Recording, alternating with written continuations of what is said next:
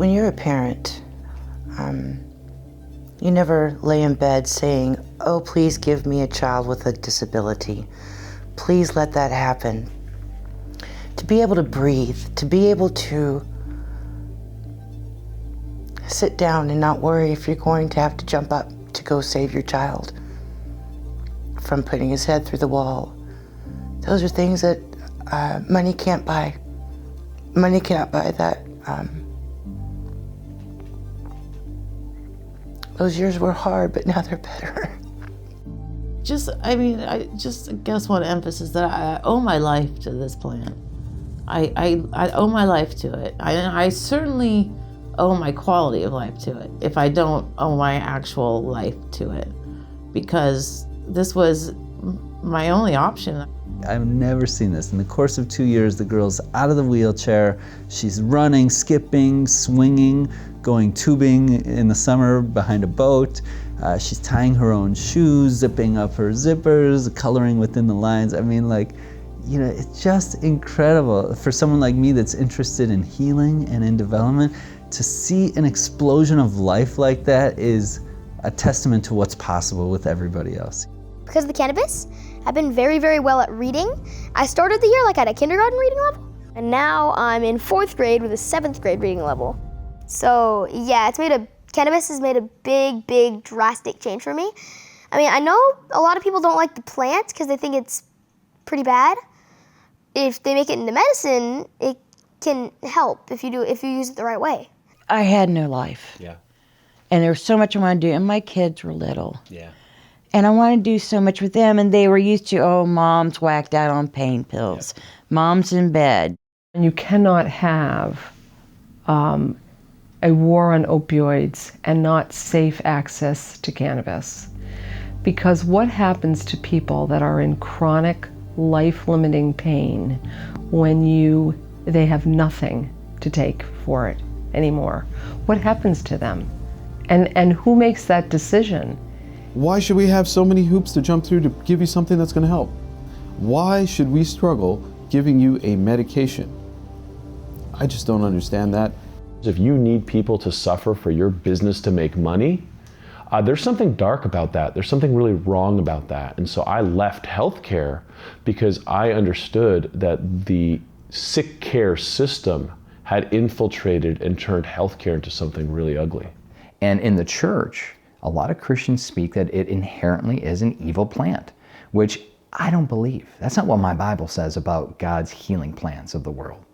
And so I had to do my own research. A lot of this knowledge is being lost out of sheer ignorance. And because the true knowledge is being kept from us by the powers that be, who have a lot to lose by this information getting out. Hello and welcome to Season 2, The Sacred Plant Healing Secrets Examined. I am your host and advocate, John Malanka, and I'm honored to guide you through 7 episodes of groundbreaking information about this healing plant that has the power to end suffering for so many people. If you're new to the Sacred Plant community, it's great to have you here. And welcome back to our existing community members who, without your support, this Season 2 would not have been possible.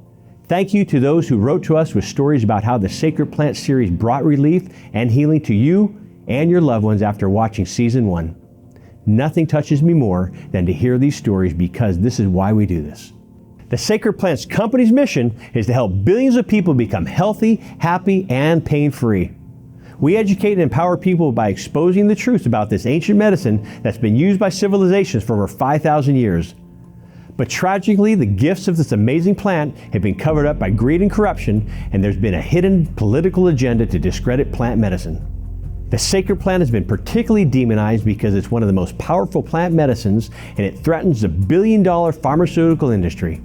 For those of you who are new to the community, the sacred plant is cannabis sativa, also known as medical cannabis. As you watch this breakthrough series, you'll discover that cannabis works miracles on many conditions, including cancer, chronic pain, autism, autoimmune diseases, and much more. Many of these diseases are normally treated with expensive pharmaceuticals that have devastating side effects. Now let's hear from some of our experts about why the cannabis plant is so healing, but also feared and misunderstood. How did the stigma and misconceptions about this plant come about? John Easterling, known as Amazon John for his work with indigenous plants, is married to singer, actress and 4-time Grammy Award winner Olivia Newton-John. Olivia has credited cannabis for helping her treat a recurrence of her breast cancer. We'll hear more about Olivia's experience with the sacred plant in episode 4. So as a plant medicine guy, I was very eager to, engage in cannabis, specifically as a plant medicine, like all the other ones I've been dealing with for several decades, and really looking at that. And I began growing some for my personal use and researching that, and that has really evolved. This is an extraordinarily important plant, and as a plant, I think it's important for people to really look at it as what it is. It's a plant. It grows out of the ground, just like another 100,000 species of plants growing naturally in our world, and yet the history of cannabis is really interesting. I mean, we've had a relationship with plants. Humans have had a relationship with plants since the beginning of time. Since we came out of caves, we're dependent on plants. We're dependent on plants for food, for medicine, for shelter.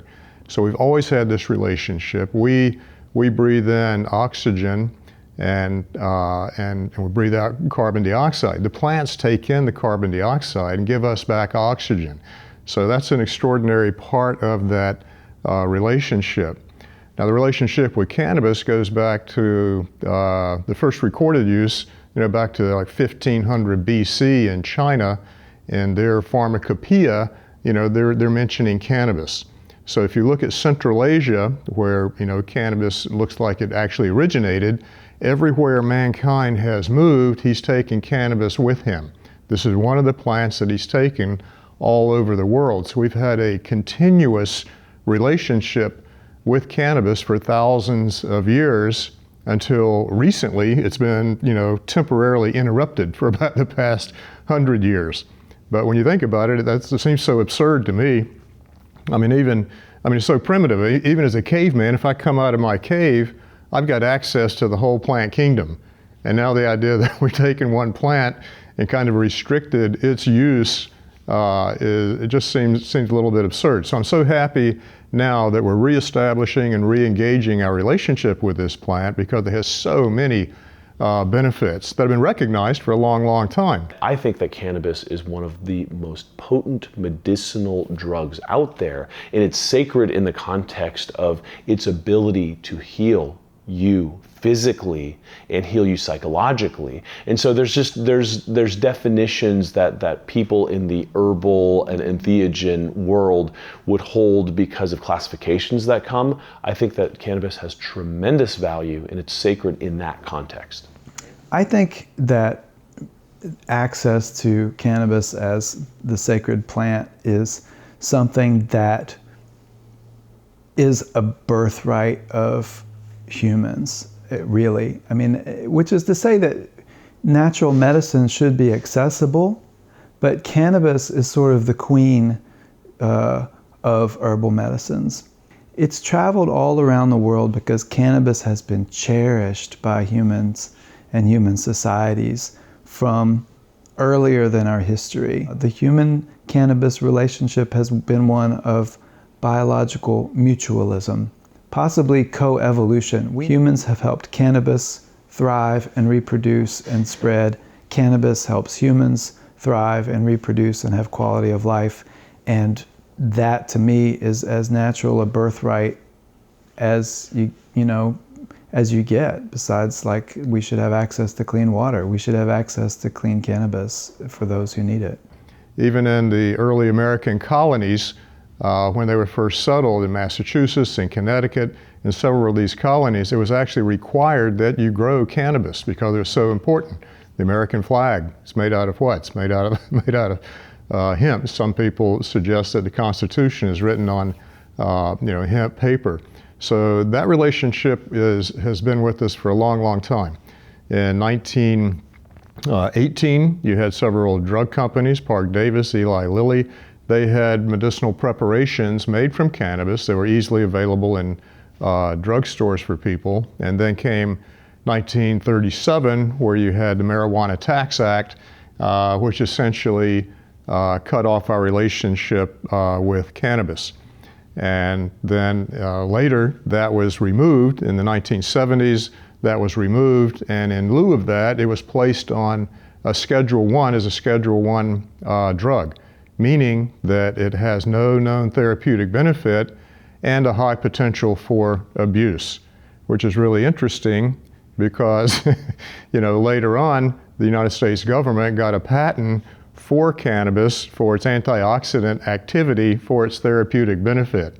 But it remains on Schedule I right now to this day, and hopefully that's going to change. What's never been scientifically supported is the key tenet of the Controlled Substance Act, that putting cannabis as a Schedule I drug, that it has no safe medical use. That's never been based in science, ever. How did we get to this point? One of the other things that was going on at that time is that we had Lyndon Johnson, who had come up with getting rid of a lot of the laws that allowed for discrimination against African Americans.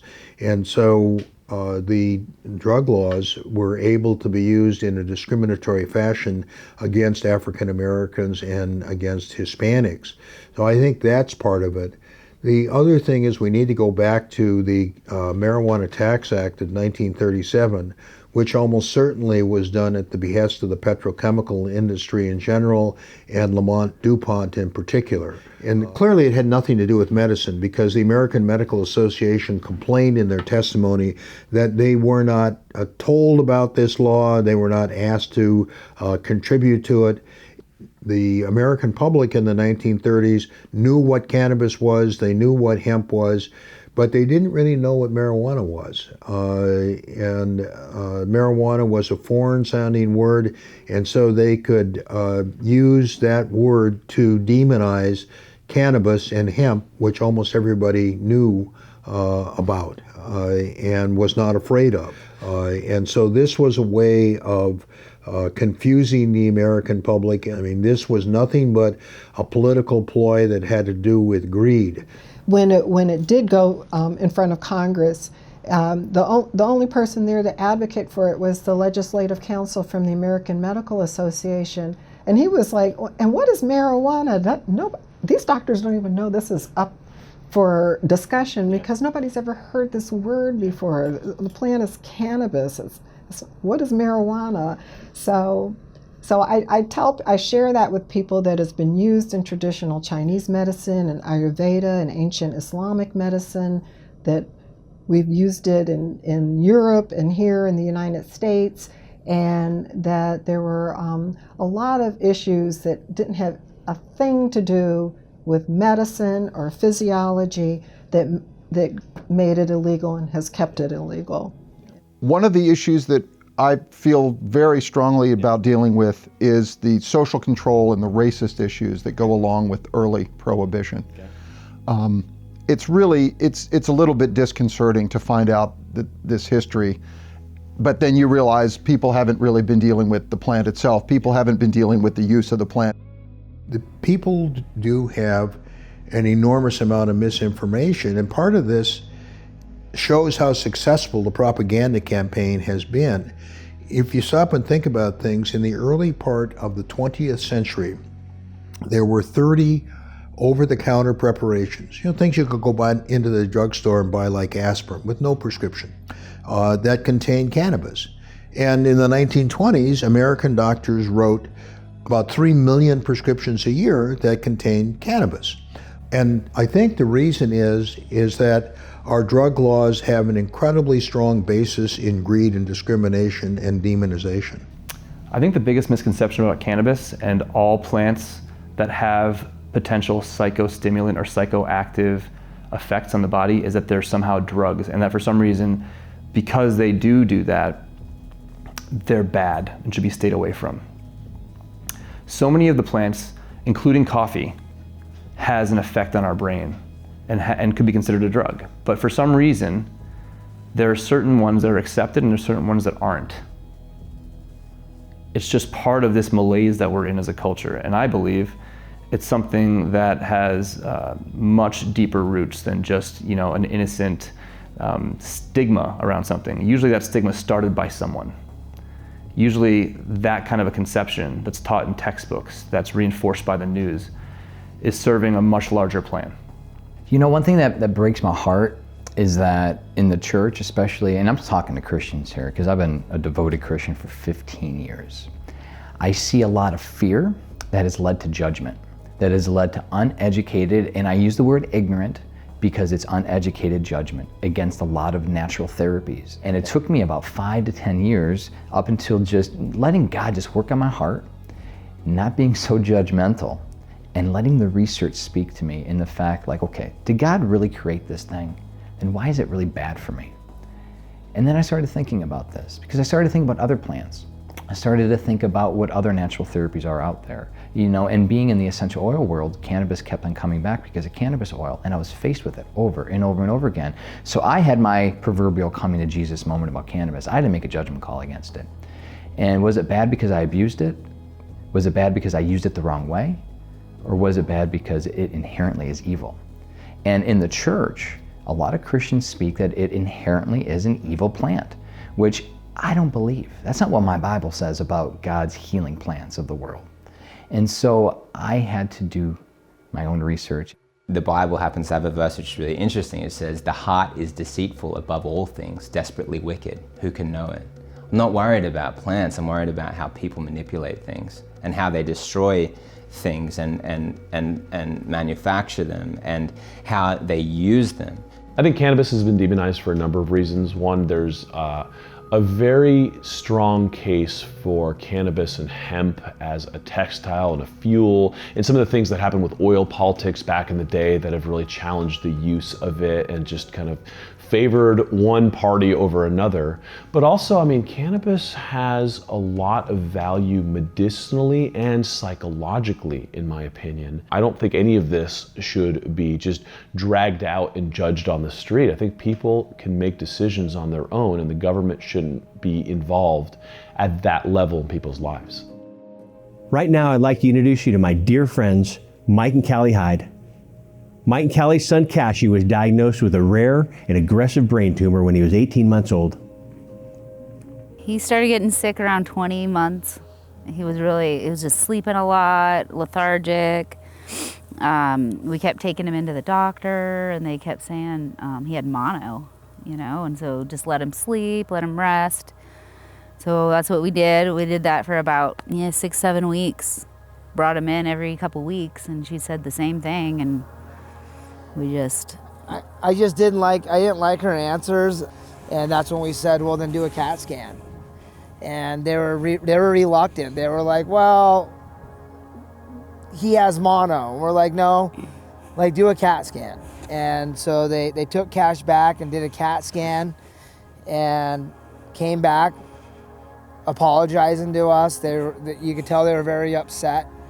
And they were like... She was like, I'm so sorry. She said it like 4 times. I'm so sorry. And we're like, what? Like, get to the point. And she was like, Cash has a 4-centimeter brain tumor in his brain, and we need to get him out of here right now and get him to another hospital that they can actually like even facilitate this. And that moment is when our lives changed forever.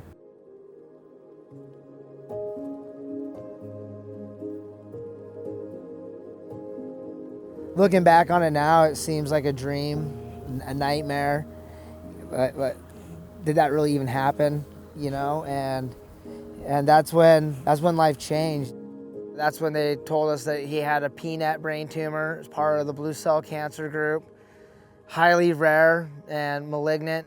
We started the low dose chemo. Cashy went blind because the tumor was just causing so much pressure on his optic nerve that he couldn't even see. And because it grew after they removed the 10%, it grew back the 10% plus another like centimeter. And that's when we started the chemotherapy with him 2 weeks after the surgery. And about a month into it, we're getting close to his birthday, and he was able to start seeing again, because initially the chemo worked very well. The cancer responded to it. It gave us all a lot of hope that we might be on the right path. As they started giving him his nausea and pain drugs, fentanyl fentanyl is so scary on a little kid because it stops your respiratory system if you have too much. And I felt like Doogie Howser because I was sitting there just watching all these doctors, watching all these nurses, writing everything down, what doses he's getting, and we were charting everything, and we had this whole book of literally his whole first year of cancer, and there was several times where they'd give him fentanyl and he would die, and he would code blue, and they have to come in and resuscitate him, and that's when we decided to get him his medical cannabis card. When we first got there, I asked doctors, because I was already looking into medical cannabis for other cancer patients, or I'm saying, well, hey, have you guys heard of this? And the answers you would get back were, you're talking about something federally illegal, we're federally funded, we can't have this conversation. Like, this is what we know. And I was like, well, what about all this research? And they're like, we don't know what you're talking about. And it was very troubling. I said, God, is there anything you guys can do for Cash? I mean, he's really sick. He's not sleeping. He's vomiting 8 to 10 times a day. He's miserable. He's hallucinating on ketamine. The nausea and pain cocktail they had him on was Ativan, Zofran, Phenergan, Dilaudid, morphine, methadone, ketamine. These crazy concoctions of drugs, and they were just getting it to him every 2 hours. He was getting something. They call it the nausea and pain cocktail. At first, we were kind of just went with it because he was in so much pain. He was throwing up. We just, we're like, the Zofran helped here and there, but they just kept adding things, and it was just really overwhelming, hard to keep track of what, and it just didn't seem to help at all, really. He still was throwing up. He's still in pain. He didn't sleep. We need to get some medical cannabis and try this as a nausea and pain drug, because all the research I had done left me with this confidence that we could replace these nausea and pain drugs, give him a better quality of life, and stop his heart and respiratory system from failing. Everything I read, even the patent that the government has on it as a neuroprotectant and antioxidant, was that if he had some medical cannabis in him, that it may protect his brain and his body from any type of ischemic insult. And since he'd already had seizures and he already had respiratory failure, this is getting real. And the doctors told us, they said, Mike, Callie, Cash has a stage 4 tumor. It's inoperable. It's wrapped around his optic nerve. You're doing high dose chemo and bone marrow transplant. This is the roller coaster. This is the reality of where Cash is right now. And in fact, we're not even fighting cancer anymore. Right now, we're on a timeline of organ failure. And chances are Cash is gonna die in the next 2 weeks, not from cancer, but from organ failure and drug overdose. And that's when I told him, I said, well then, I want to start weaning him off of these drugs. And they looked at me like I was crazy, and they said, Mike, we can't wean him off of these drugs. He'll go through withdrawal. That's not part of our protocol. This is our protocol. And I said, well, you just told me that he was going to die in the next 2 weeks from organ failure and drug overdose from these drugs. And if you read the side effects of these drugs you're giving them, their most common side effect is nausea, which we're giving him to for nausea. I go, and then it just goes down from there to organ failure, cardiovascular failure, respiratory failure. I go, so how do you guys know that you're not making Cash sicker with all this cocktails that you're giving him? And if you're telling me that he's gonna die from organ failure, then as his parent, I wanna wean him off of these drugs. The first day we did it, we were so scared. We go into the hospital room, Cash is laying there in bed, the doctors start weaning him off of his drugs, and we started sneaking cannabis oil into his G-tube. And that first day that we gave it to him, he slept like 8 hours? Yeah. Like literally a solid 8 hours after Never months. sleeping more than probably 20 minutes at a time. Yeah, months of no sleep. 8 hours of sleep. He woke up and he asked for a grilled cheese sandwich, which he hadn't eaten. 4 weeks. He Yeah. hadn't had a bowel movement in 4 weeks. And he's like... He scarfed it down. And we were like... He wanted to eat. And we were just blown away by it. We went from being scared to like, oh my God, we just helped Cash out. This actually worked. And seeing him wanting to eat. And we got a couple laughs out of him and some smiles. It was amazing. It was the most amazing night ever. And from that point forward, we kept weaning him off of all these drugs each day. At that point, we were just blown away by what it did for him. And we were like, man, we need to tell all the parents on this unit, because we were friends, we were family with numerous families that were going the same thing. And then that fear factor kicked in. And it's like, well, we can't tell anyone, because if they find out that we're down here breaking state and federal law, giving him a scheduled substance, not only are they gonna lock us up, they're gonna put Cash back on nausea and pain drugs, and we're not gonna be able to take care of him. And we still had Colton too to worry about. And so that fear factor was the first time, looking back, that I made decisions that affected other people out of fear. And I really wish I could go back and just tell it then what was going on. We got Cash good enough to do his final round of chemotherapy, basically. And he was cancer-free. 40 days later, they pulled him out of there, and they said that he was the boy of steel and a Christmas miracle. And they took that life support out of him, and his lungs had healed, and his brain wasn't damaged. And the first thing he wanted to do, what did he want? He wanted that baby from Toy Story. He wanted the baby. He wanted a baby from Toy Story. So we went and got Cash a little baby and brought it to him into the ICU, and he just laid there on the bed with this baby, and he was so happy. And that was our first year of fighting cancer.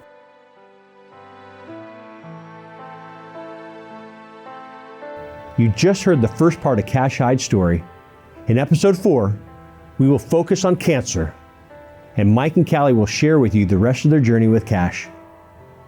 Unfortunately, Cash's battle with cancer was not over yet.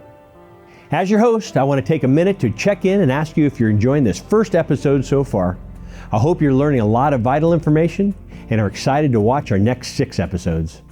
Do you know someone who would benefit from this series? Are there people in your life that come to mind who are suffering right now, who need encouragement and a breakthrough in their quality of life? Please share this series with everyone you care about on Facebook and social media by clicking the links below. Your support will make a huge impact on how many people we touch and ultimately how many lives are saved and improved.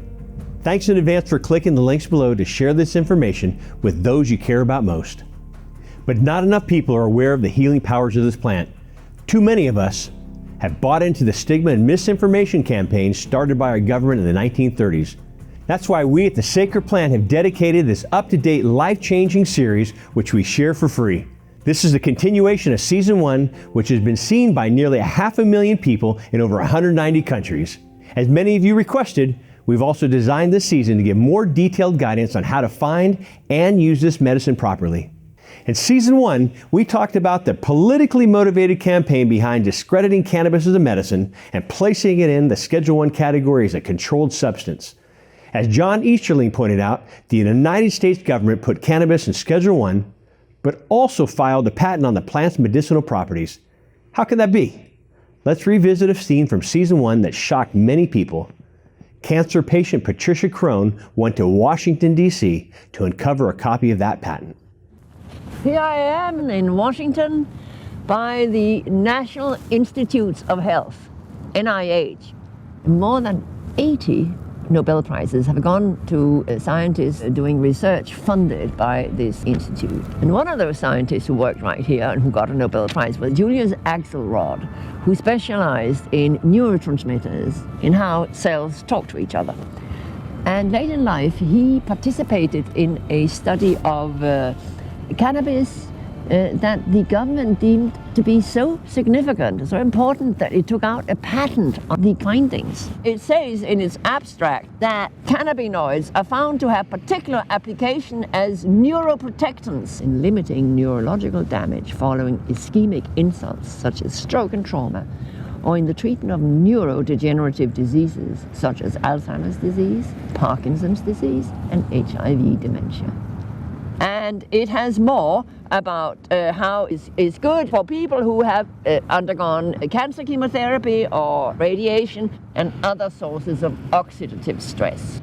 We have here, which seems, an official recognition by the US government that cannabis has medical uses.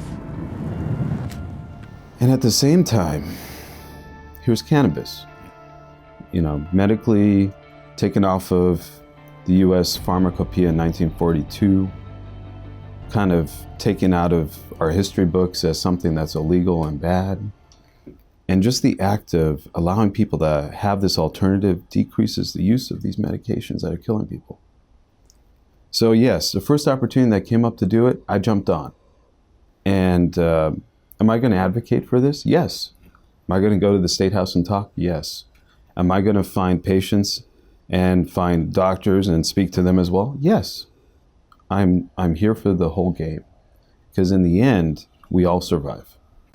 If the drug company can come into my clinic and bring drug A, B, and C and launch $1 million campaigns to sell me on the latest drug, I mean, if they can advertise all of this stuff, then why do we have such abnormal and just unequal representations of another medication?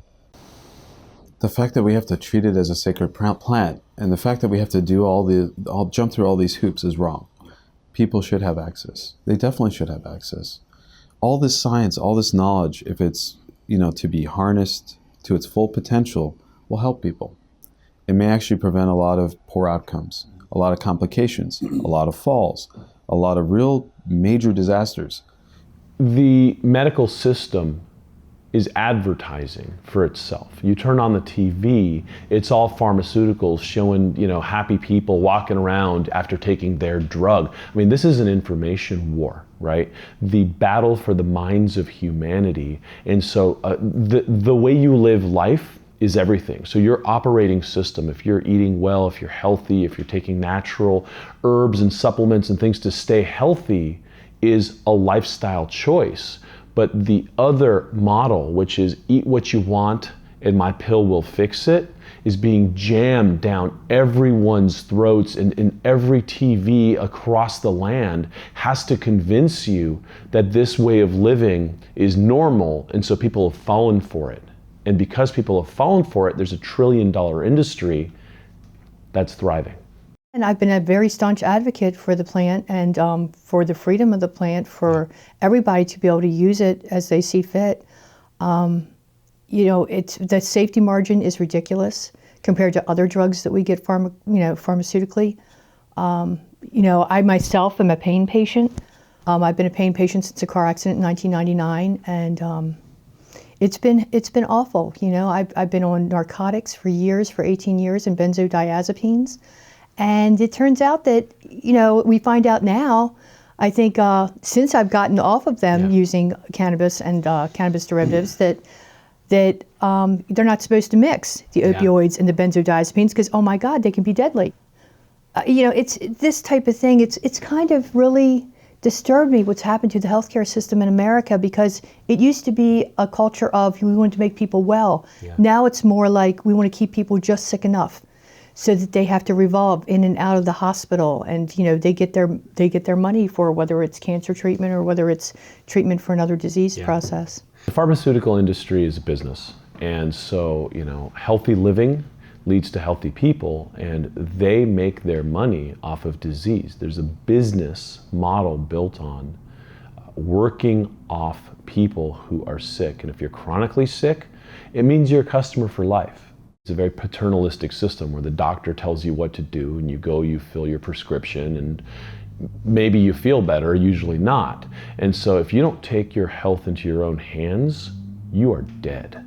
That's how dangerous it is to be told what to do and fall into this trap of this medical pharmaceutical complex. It's $1 trillion industry. No one wants to kill the golden goose, even if it's leading to suffering and death. You're telling me a weed, a plant, that I could grow in my backyard, which if used properly, harvested properly, that has medicinal benefits, known to fight cancer, help seizures, help children with autism, ADHD, and chronic pain conditions, just to name a few. To take that away from me, how does that not burn the blood in your body? How does not just make that blood in your body just boil over with just anger and frustration that we have a system that's saying you can't do what you need to do to take care of your health? I mean, I don't know, there's no other way of looking at it. There's absolutely no other way of looking at it beside it was a decision made by the powers that be that has been necessitated by greed and by control. I think access to the sacred plant of cannabis is to not have access to this plant is tantamount to a crime, and I think that it is a crime that there were 23 other drugs tried on my child before cannabis was even mentioned, before someone said, you know, maybe you should try marijuana.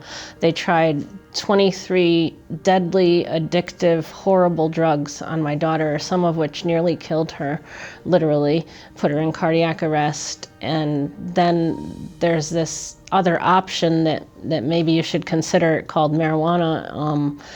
For them to have tried all of those other things before anyone mentioned cannabis is a crime, and I think that we need to fix this.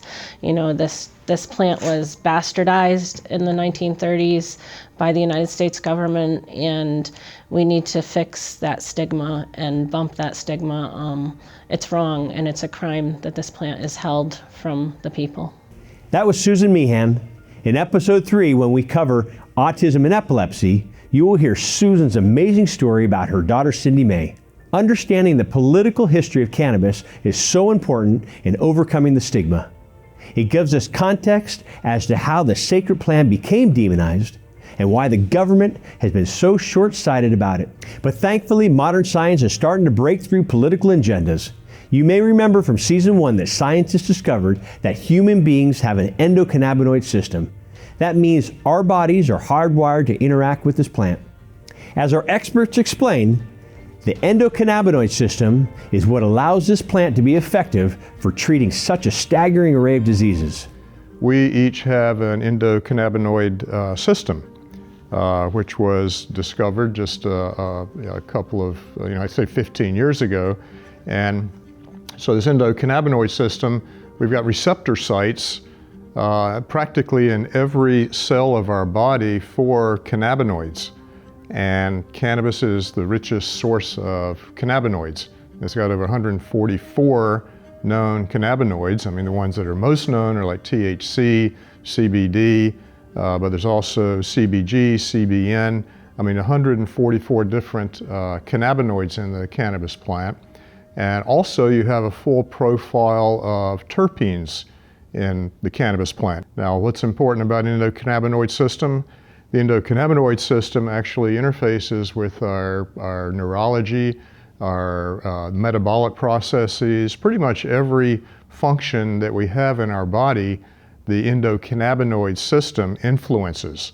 So when we reestablish some of those connections to that endocannabinoid system, we actually feed the endocannabinoid system with the cannabis product. We're actually changing so many things in our physiology and the way we express ourselves. And I believe we have the ability to express ourselves at a much higher potential by using cannabis. One of the most fascinating slides that I saw was they put up the Chinese acupuncture body with all the acupuncture points, and they took the endocannabinoid system and they lit it up, and you have the CB1 and the CB2 receptors, and they're in different parts of your body. And what they did was they overlaid it on the acupressure points, and they just about matched. So the first use of pain was about 4,000 years ago by the Chinese. Of cannabis. There's an endocannabinoid system in the brain and an endocannabinoid system in the gut.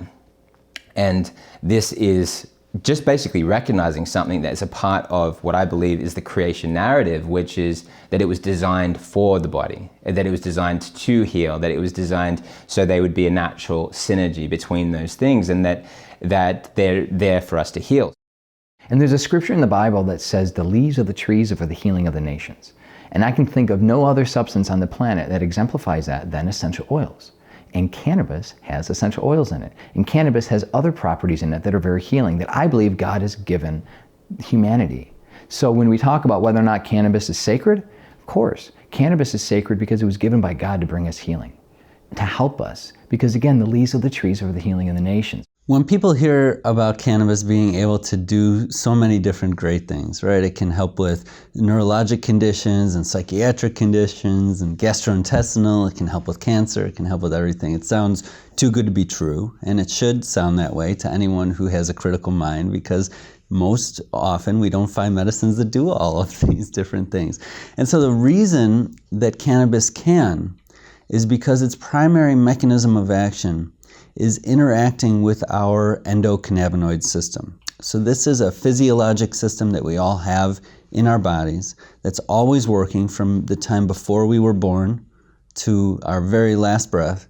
Our endocannabinoid system is functioning to restore and maintain balance at a cellular level. And this is why when something's wrong in the gut, endocannabinoids are released in order to restore balance. When something's wrong in the brain, same process happens. And if you look at all the various tissues of the body, they all have their endocannabinoid system that's hard at work, always keeping things in balance. So this is why you take this plant that is very, especially THC, acts very similarly to our endocannabinoids, and we introduce it, it can augment that system, make it function and perform even better in its major role to restore balance. So that's why we can have so many different things respond to cannabis. But that's not the only mechanism of action of this plant. For example, there's a lot of antimicrobial properties, right? The plant produces these cannabinoids and terpenoid compounds to protect the female flowering reproductive structures from pests, from mold, from bacteria, from ultraviolet light. So we have these antifungal properties, antibacterial properties, antioxidant properties, and also a lot of anti-inflammatory properties that are distinct from our endocannabinoid system. Dr. Dustin Sulak mentioned that cannabis can restore balance in our bodies. In episode 6, we'll show you how the sacred plant works preventively to improve overall wellness. And in episode 5, we'll explain how the medical cannabis program works in Dr. Sulak's home state of Maine. Now let's hear more about the therapeutic compounds in the sacred plant called cannabinoids and terpenes. In order to properly use cannabis as a medicine, to understand which compounds work best for your body and your particular illness, it's also important to understand on how they all work together in what is known as the Entourage Effect. This Entourage Effect describes the way that cannabinoids and terpenes work together more effectively than any one molecule on its own. I mean, the world is abuzz with this new research now that, the doors have opened again, and the more it's researched, the more jaw-dropping, benefits we're seeing with cannabis. And first of all, it was mostly studied for the THC, the tetrahydrocannabinol, because that's the psychoactive component, and people would think that's why people were doing it. The terpenes, which are essentially essential oils, they give it the smell factor. So these terpene profile are really important. And so as cannabis went around the world, you have different strains that have evolved that have different profiles of cannabinoids and different profiles of terpenes. And so for human ingestion, they all connect into the endocannabinoid system and then express themselves. And so there's different strains, for example, that would be better for anxiety or stress or a social mood disorder, depression. And then you get into the therapeutic value of eliminating pain or being valuable for cancer. A lot of these terpenes are what actually help the cannabinoids to express. So the terpenes, I think, will be one of the next major areas of discussion and study. Now, a lot of it's really about the cannabinoids. This isn't just a single molecule, and that's why it's so different than a lot of what we're used to in medicine. We have one molecule, one mechanism of action. That's what's kind of required to get through the FDA drug approval process. Here we have the exact opposite, something that would be considered a dirty drug, meaning it hits so many different targets in the body. It's doing lots of things all at once, and it's got many, many applications in various realms of medicine. Mostly the dirty drug is not appreciated in medicine because it tends to be dangerous. We use it for one thing and it creates all these side effects with its other mechanisms of action. But that's not the case with cannabis. What we're almost always seeing are side benefits. We try to do one thing with cannabis, like help with someone's pain, and suddenly we're helping with their mood, and we're helping with their sleep, and we're helping with their digestion. And that's the beauty of this medicine. So lots of mechanisms of action. I suspect that we actually just know the tip of the iceberg about how cannabis is working in the body. I think there's a lot more to discover. And there's parts of the plants that aren't being used very commonly. For example, the roots, the acidic cannabinoids, which are starting to become used a little bit more, but there's a lot of potential there. So this plant still has more to offer us. We're not set up in this country at this time to deal regulatorily with plants, with plant-based medicine, with herbal-based medicine, and this is a problem. The doctors were being trained in the beginning of the 20th century that the manufactured pharmaceuticals were easy to understand because they only had one molecule, whereas coffee has 880 molecules, a tomato 380, and cannabis has 550. Drug companies look at that and they say, wow, this really works. This is amazing. We need to make a drug out of this. So the same thing's happening today, I think, in cannabis. People are saying, oh, look what CBD does, so I'm going to make a CBD isolate. So I've got 99% pure CBD. So I don't have any THC, I don't have any of the other cannabinoids or terpenes. I have something that should be really effective. And the problem is you don't get the same effect. In the industry, people are really understanding this. In Israel, they understand this very, very clearly in the research they're doing, that it's that entourage effect where you have even minimal amounts of THC or CBG, CBN, and the terpene profiles. So many plants have been made into drugs, and oftentimes you end up with the side effects and things like that, where historically you didn't have those side effects. You had the benefit. Our body understood the chemistry of that, was able to break it down, utilize it, eliminate the difference. And so I'm, when we start going to isolates, I don't get very excited about that. Well, I've been doing this since 2001, and I have hundreds of patients that come back and see me each year. And I don't think that they would come back and see me and pay my fee every year if it wasn't working for them. I think the other thing that's very convincing is the number of people who tell me that they have decreased their reliance on prescription medication and or have actually stopped taking some of their prescription medications. Most people who have pain have a 30 to 50% decrease in their opiate dose, and some patients are able to stop using opiates altogether. And of course, the other thing that we know about cannabis is that it is extremely useful in terms of intervening in the opioid epidemic that we're having. As Dr. David Bierman just mentioned, the opioid epidemic is destroying families all over this country. In episode 2, we'll look at the ways that cannabis can help reduce this epidemic, as it is already doing in some states. We have an incredible second season lined up for you. Let me give you an overview of what you can look forward to in the next 7 episodes.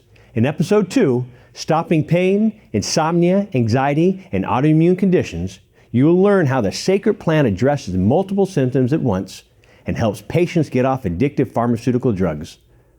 I mean, I had to take so many pills a day. I had to have a machine tell me each time a day to take my meds. With the medical marijuana program, if I start hurting, put 2 drops of that tincture that they make under my tongue, and guess what? I'm right back out there with my family, and nobody ever knew nothing. It ain't about taking this to get high. It's taking this to live. After a year, we saw such improvement. He was off all his pharmaceuticals that we started looking into this as just a lifestyle change. And instead of it being the last resort we're reaching for that first. You know, instead of going for Tylenol and ibuprofen, you go for cannabis. I don't understand why it's classified in the same category as heroin. I mean, people are dying left and right. I just buried my nephew 3 days ago because of heroin. And we've got to start using all of the tools that we have. And it's really time for it to change. In episode 3, Ending Suffering for Our Children, Autism, Seizures, and More, you'll be amazed to see autistic and epileptic children experience miraculous improvements after Western medicine could not help them. About 10 days after starting his first dose of CBD only, he started speaking in about 6 to 7 word sentences. I was sitting in the bedroom and I'm folding laundry, and he comes in with a laundry basket and he steps in it and then he puts it on his head and he said, "Look, Mom, I'm an astronaut in a rocket ship." And that was going from little language to like full sentences, and it was amazing. Because of the cannabis, I've been very, very well at reading. I started the year like at a kindergarten reading level, and now I'm in 4th grade with a 7th grade reading level. So yeah, cannabis has made a big, big, drastic change for me. The first time we tried THCA, it was almost a miracle. THCA stopped her myoclonics where nothing else had ever stopped her myoclonics. She literally had over 1,000 myoclonic jerks an hour. And this THCA nearly instantly stopped Cindy Mae's myoclonic jerks, which was a miracle in itself. We're standing here with our back to our kid playing, and 3 years ago, we didn't know if we'd ever be able to do that. We didn't know if he would be able to walk without us having to hover right over him, or learn or go to school or do anything. And now he can come out here and run and play like he wants to. He's living the average normal life that everybody hopes their child would live. And that's because of the cannabis oil. It's been a miracle drug for us. In episode 4, Treating Cancer Part 2, we'll go deeper into the cancer and cannabis connection. We'll even continue the journey from our first season to show you how the sacred plant works against cancer. So I don't like taking prescription meds. I don't feel good on them, and I know they're not good for you. And so I was willing to try it and anything at that point, and it worked. I think everyone should have the choice to use a plant, particularly if it's a sacred plant. And if there are wonderful benefits for it, I think you should have the opportunity to try it and find out for yourself.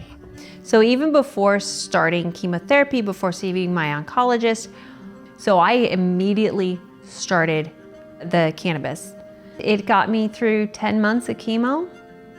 I was able to participate in Christmas with my kids, New Year's, Easter, my birthday. In episode 5, Accessing the Sacred Plant, the Unjust Laws, and How to Navigate Them, I will show you how the medicine is grown and processed and what to do if you live in an illegal state. You'll meet patients who fought for legal access and won.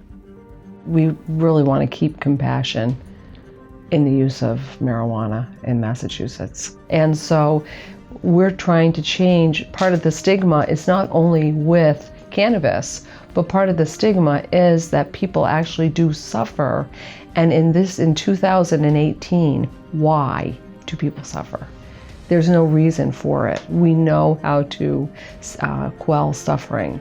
I think what people have to understand that at the core of the medical cannabis movement, at the core, is the fact that there are not mainstream medications that work for us. If there was a medication that would work for my condition, I would not have been doing this for the last 16 years, right? That started our journey on activism. And she got active, and we've been saying for however many years it's been now, that the main point we've been trying to make for all these years is that this is medicine. This plant is medicine. This is a miracle plant. In episode 6, Extending the Quality and Quantity of Life for Us and Our Beloved Pets, we will explore how the sacred plant works for wellness and prevention, and we will show you the benefits of cannabis for seniors and for treating your pets. Yeah, when I was in Illinois, a big thing that we had was called aging in place. That seniors don't want to go to nursing homes, they want to age in place. And cannabis is something that can allow you to do that. It can allow you to sleep It can allow you to eat. It can allow you to be pain-free. You can successfully age in place. And I see my life as a mitzvah to help people do that. And with this particular disorder, it isn't something that he's just going to get over, that it could be triggered at any time. So what really spoke to us with cannabis is if it were a reliable, something that we could use to actually soften the reaction of those nerves. 6 months of... Well, he had 7 grand mal seizures in the first 4 months before we put him on the CBD and THC. And we kept a log after that, and within 4 months, they had stopped completely. In episode 7, Treating PTSD, Selecting Your Medicine, Dosage, and a Qualified Doctor, we will look at the incredible way that the sacred plant helps veterans and trauma victims with PTSD. We'll also explain how to find a cannabis doctor and walk you through the process of buying medicine at a dispensary. It does relieve it. It relieves all the pain, suffering. I notice marijuana more for nightmares. Last week I was in Vietnam. It must have been all night. It had to have been all night. And it's hard to put up with. It is hard to put up with. Can't get rid of it. So I might meet with you and say, what are you treating? Here's what, and nurses we can't suggest, we can't recommend. I can say, well, here's what I use, and then I can bring you to a bud tender who will then walk through. So a patient might say, I hate the taste of such and such, and they'll say, well, we have this other tincture that's maybe an alcohol base, but that's where the magic happens, is back here at the Bud Bar. And as you may remember from season 1, the reason that my wife Corinne and I founded our nonprofit organization, United Patients Group, was because of a similar experience we had with our own family. In season 1, we shared the story of Corinne's dad, Stan Rutner, who was in hospice and given weeks to live. When Corinne and I decided to give him cannabis as a palliative measure, it unexpectedly saved his life. And almost 8 years later, Stan continues to live cancer-free. But this past year, unfortunately, cancer struck our own family again, and it was with my wife Corinne, as she was diagnosed with stage 4 pancreatic cancer. We haven't looked back. It's been wonderful.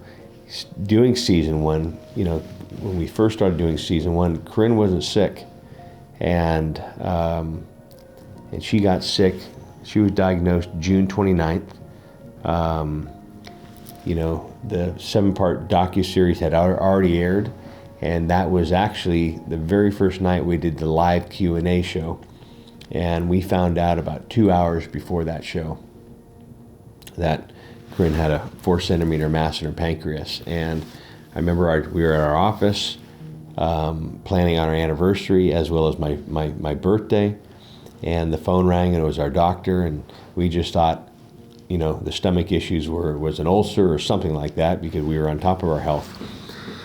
And our doctor said, guys, you have a 4-centimeter mass in your pancreas. And I remember just the look on each other's face was like, oh my God, what does that mean? And so they said it's pancreatic cancer.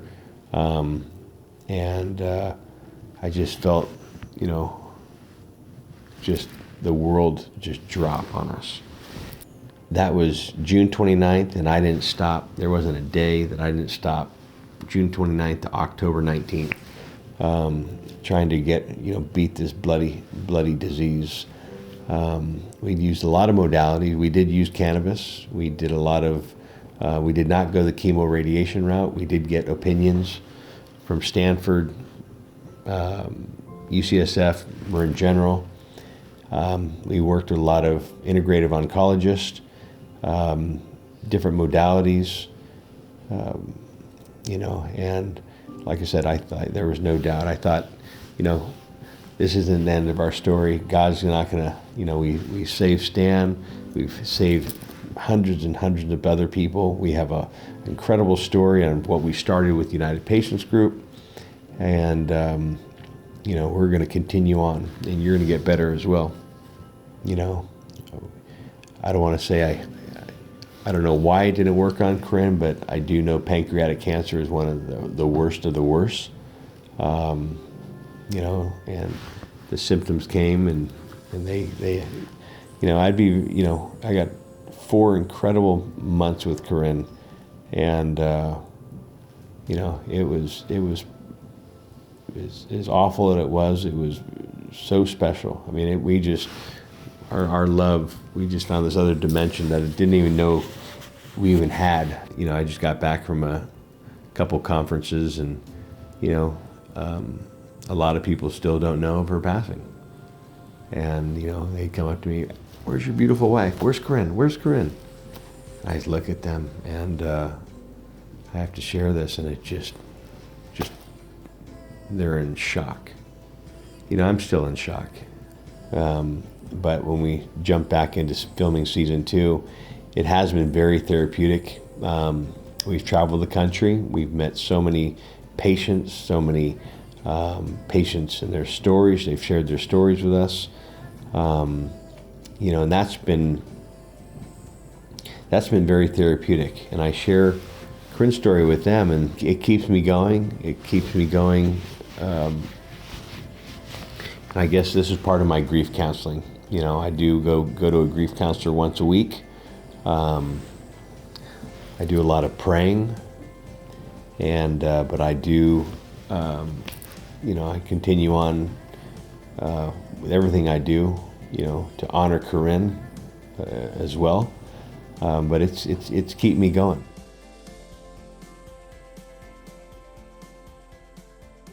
You know, I could share everything that we've done, and I don't know if you guys know, and Ron, you were talking about your mother-in-law.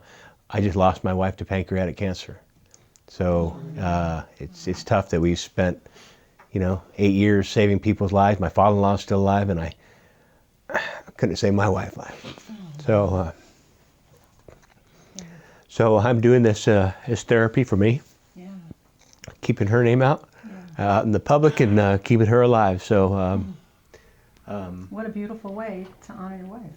and tomorrow's 5 months of her passing, so it's tough. So you talking about lung cancer, which is part of my family, my father-in-law, how United Patients Group has started. You talking about your mother-in-law with pancreatic, and faith is what's kept me going, and I've had a lot of discussions with God. But for you guys to come in here and share your stories, you know, it's you know, it doesn't. There's no prejudice on what happens to any of us. Right. You know, we just had a mother in here that had 2 children that were. One had a stroke, I believe, at birth, and the other one has, you know, constant seizures, and she has her hands filled. I mean, it's like, what did she do to deserve this? You know, what did we all do? Yeah. So, I think when you tell your story, it's moments like this where I realize I'm not crazy. No, you're not. We've all been there. You're not alone. You're not alone. Right. And I'm not alone. Yeah. And the fact that you can come back after this time and still find the strength is a testament to how strong what's happening is going on. Absolutely. Forgive me with these tears. Hey, I cry every day. Corinne and I cried every day with all the patients we worked with daily. Really? From around the world. You know, but the one thing I do like is that, you know, I will always have the 2 of us on tape with the Sacred Plant in season 1. You know, and that's something. It took me a while. I hadn't listened to it, but I listened to it after she passed, and I watched all the episodes of the 2 of us, and to see her interacting with me, to see her talking, it was a gift. It really was a gift. Manny Goldman is the founder of the Sacred Plant Company. He's created a valuable platform for educating people about the healing properties of cannabis. It's been a privilege and pleasure to work with Manny on both season 1 and season 2 of the Sacred Plant. I became interested in educating people about the Sacred Plant when I actually gained the knowledge. So I was completely ignorant about it. I just judged it for what I heard all my whole life, right? Pot smokers, weed, this. And I just didn't give it much attention. I was like, oh, that's recreational. You want to get high, that's your business. But I'm not interested. And then all of a sudden I found out all these stories about people that were actually healing chronic diseases that medicine or other plants couldn't heal. And then I started hearing all these things about patents from the US government, and it's Schedule 1 and other with meth and heroin and also. So I'm like, oh my God.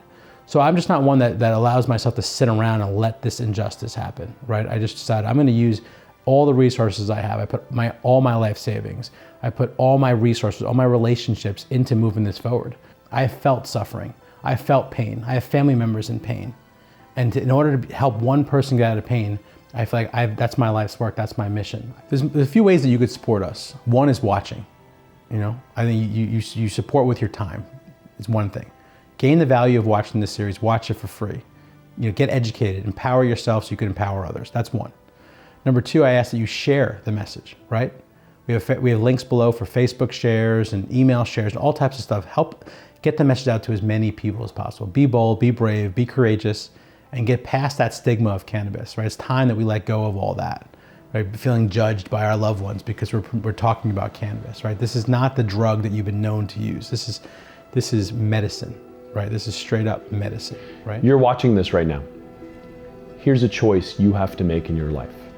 Are you going to live a life of complacency and allow the system to continue to perpetuate and do these things and put us in this prison, this dominance of their drugs, their messaging, their control? Or are you going to understand that this is your chance to break the mold, to share this with the people in your life that need it? You know people right now that are suffering. You know people that are struggling in life, and you now know of a solution that may help them. So you're not going to see this on TV because this isn't a multi-billion-dollar industry bombarding the minds of humanity through the traditional media channels. So you seeing this right now have a responsibility to share it with the people in your life that need it. And if you don't do it, it's not going to happen. You want to see a better world? The action starts with you right here, right now. Support the mission, get involved, share this content, help people, help the world, help push this mission to a place where we can help more people. The Sacred Plant is such an incredible resource. They're incredible human beings that are uniting together to help share information that has saved lives, that will save lives, that will continue to save lives because they're giving people truth. People are not being paid or forced to share the information that they are, and many of them are being forced to go into hiding, or they become outlaws because of their belief and their understanding on the power of the sacred plant cannabis sativa. And I strongly urge you to be a part of that mission and share this resource, because somebody you know will have their lives changed by this. And in my life, there's been nothing more gratifying than being a part of that change. So I implore you to be a part of the change. Don't be a part of the despondency, the complacency, just the system. Don't be part of the deception. Don't just buy into that deception. Be a part of the solution. This is a part of the solution. Get behind this cause. Share this with your family, with your friends, with those that you don't know about, the stranger within your gates. You know, share this resource, because it will save and change lives forever. And that is the happiness that you and I long for in this world and in our own lives. Share it today by clicking the links below and get this out to those you care about the most. The unfortunate truth is that we're all going to watch people we love get hit with chronic diseases. According to the stats, a shocking 1 in 3 women and 1 in 2 men will get cancer in their lifetime. 1 in 3 seniors are dying with Alzheimer's, and autoimmune diseases on the rise all over the world, with over 70 million Americans alone facing debilitating and life-shattering symptoms of arthritis and multiple sclerosis.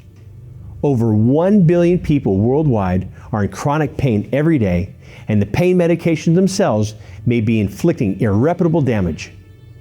We all need the tools to prevent, treat, and beat these illnesses. And that is why we're making this vital information available to you and everyone all around the world for free. Please tell your friends and family to watch this series while it's still airing. If you enjoyed our first episode, I encourage you to share the series widely with your loved ones. Education is the first step in making sure everyone has access to the sacred plant. In our next episode, Stopping Pain, Insomnia, Anxiety, and Autoimmune Conditions, you will learn how the sacred plant addresses multiple symptoms at once and helps patients get off addictive pharmaceutical drugs. After years of laying on the couch taking over 30 pills a day, David went back to work. He is now off pharmaceuticals and uses only cannabis extracts for his MS and chronic pain. Elizabeth and Holly were able to treat their Crohn's disease and fibromyalgia with the sacred plant. Sarah is using the sacred plant to help her Lyme disease, and Scott explains how it saved him from a life of drug addiction. For years, cannabis has been labeled as a gateway drug, but now many experts believe that cannabis could actually be an exit drug and a solution to the current opioid epidemic that is taking thousands of lives. I look forward to seeing you again for episode 2. Until then, God bless. Did you enjoy episode 1? Did you discover something new that will empower you to help yourself and your loved ones? If so, we need your help. There are millions of people all around the world right now who are suffering that need this vital information. For many, it could be a matter of life or death. So please spread the word by sharing this series on Facebook and other social media sites by clicking the links below. Your support will make a massive impact in how many people we reach and ultimately how many lives are saved and improved.